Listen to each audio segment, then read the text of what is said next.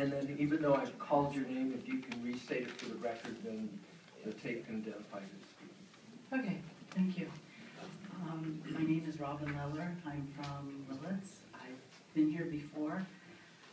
I think you all have a copy of the letter that we brought. It's longer than we can speak, so we have the printed comments.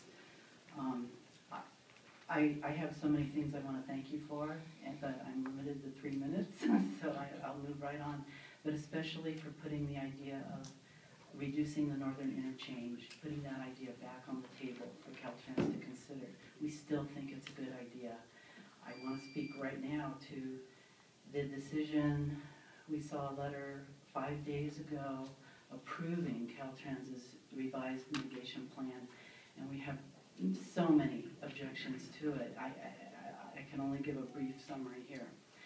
The mitigation plan that has been approved. I want to give you a caution, and I can get a few extra seconds here. Because this is an enforcement matter, and it's currently being handled by staff, but it might be referred to the board, we have to be very careful on, we're not making any findings of fact or anything else. And anything you state here would not count in subsequent enforcement hearing. You'd have to restate it. I'm not sure I understand. Well, why don't you proceed, and if need be, I'll correct you. You'll correct me. I'm just saying we can only hear so much. Yes, I understand. Okay, the mitigations that have been approved for the temporal loss, which means the delay in implementing any of the mitigation plan that was approved years ago. The 3 things that have been approved have been, number 1, a 4.9 acre project impact reduction. Excuse me, these plans were already approved in 2010. They can't be part of a mitigation for not enforcing the mitigation. Okay, number 2 was erosion repair to Hale Creek. Hale Creek is something that was severely eroded last winter. The salmon run was obliterated. It is still a mess. It has not been corrected. And to count this as part of the mitigation for the temporal loss is laughable if it weren't so tragic. That salmon run will probably never come back. And that's something they need to do anyway. When the erosion occurred, when the salmon run was obliterated, Caltrans' response was that this was a rain event.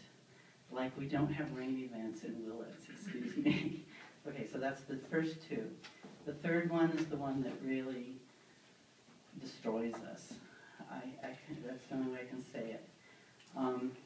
They are proposing 29.49 acres of Route 2 wetlands establishment areas. In other words, they're going to try to take what is now used as agricultural land and create a wetlands on almost 30 acres. This means they scrape away the topsoil, they dig out ponds. This is something that, as we followed this part of the plan, it's already in the plan. This is like double counting. You can't count this again. This was already in the plan. It was already something that we thought was totally unacceptable to take functioning agricultural land, turn it into wetlands, which have almost a 0% chance of succeeding, and using this to mitigate for failing to enact mitigations that are already on the books. So there are a lot of problems we have with this. The last part is the funding. There is still no guarantee of funding for the mitigation plan that was approved years ago. The bonds that they repackaged the plan because they couldn't get anyone to do it last year. They were supposed to be bonded for 10 years. Now those bonds are only for 5 years. We don't think 5 years is long enough to see the success or failure. If they fail within 5 years, there are no significant consequences for Caltrans in this plan. Thank you. And have you made those comments steadily to staff? That's a good question.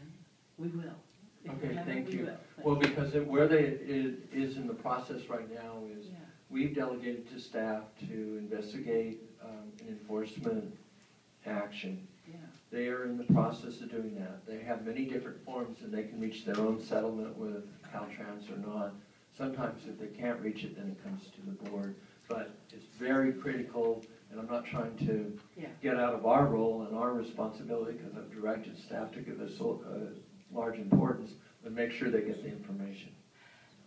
We appreciate your staff tremendously, and they have put all the right ideas on the table. They have kept us informed about the negotiations, and this letter last week just hit us like a brick wall. So no, we haven't had time to respond to that. Okay. Thank you.